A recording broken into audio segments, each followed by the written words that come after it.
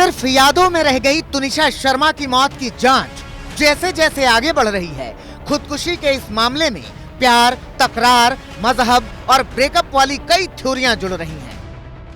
इससे भी बड़ी हैरानी की बात यह है, आरोपी शीजान ने पुलिस की पूछताछ में जो खुलासा किया है वो इस केस को श्रद्धा वालकर की हत्या से भी जोड़ रहा है। शीजान ने अपने बयान में कहा है कि श्रद्धा मर्डर केस के बाद से वो काफी टेंशन में था, लिहाजा मजहब और उम्र का हवाला देकर उसने तुनिशा से ब्रेकअप कर लिया। शीजान का दावा ये भी है कि तुनिशा ने अपनी मां को भी ब्रेकअप के बारे में बताया था, जिसके बाद तुनिशा की मां ने उसे फिर से रिश्ते में आने को कहा था। आरोपी शीजान की मजहब और उम्र वाली इस दुहाई से इतर ये बात भी सामने आ रही है कि उसका कई और लड़कियों से संबंध था, जिसके बारे में तुनिशा को पता चल गया था।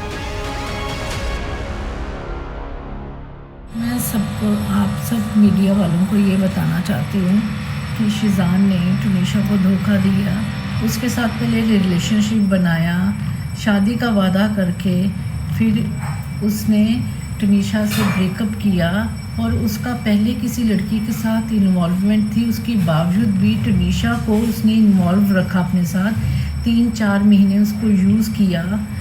बस मैं इतना कहना चाह रही हूँ कि इसको सज़ा मिलनी चाहिए, शीजान को नहीं छोड़ना। मेरा बच्चा गया है।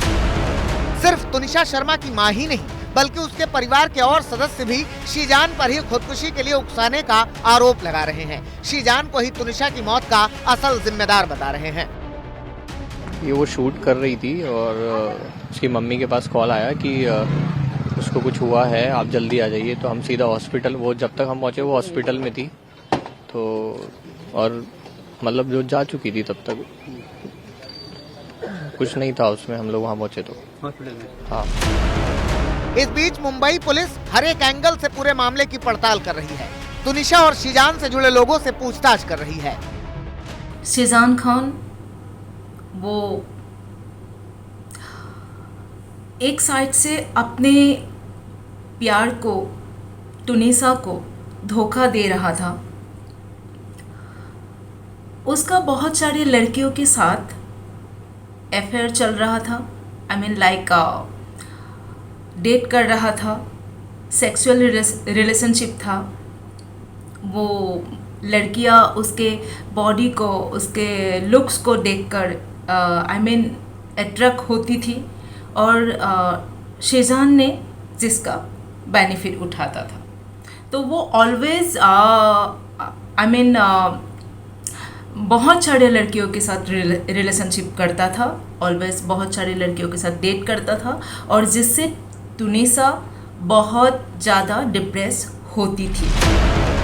मुंबई पुलिस अली बाबा शो के सेट पर भी पहुंची, जहां तुनिशा ने अपनी जान दी थी। जानकारी के मुताबिक पुलिस अपनी पड़ताल सबसे ज्यादा उन 15 मिनटों पर फोकस कर रही है जब 3 बजे तुनिशा ने शीजान के साथ लंच किया और फिर 15 मिनट बाद यानी 3:15 पर खुदकुशी कर ली।